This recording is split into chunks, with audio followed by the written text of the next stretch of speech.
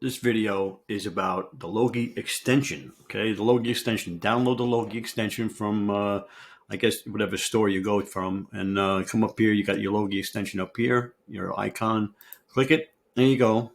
Comes down now. When you create content, it's going to bring you to the website. You got. Let's see what goes on here. If I click that, brings me right to my Logie. Right. Now, if I click my followers, it'll bring me to my followers page.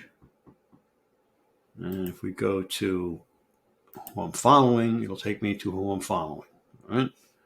Network followers, who I'm following. Right? So then if we go to create, if it takes my recent content, it'll bring me to my recent content.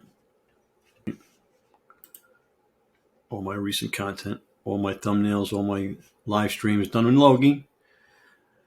And come down here, create content, right? And there you go, you're back over there, back in Logie, and you create content. Now, you can create live shows, shop videos, product posts, right?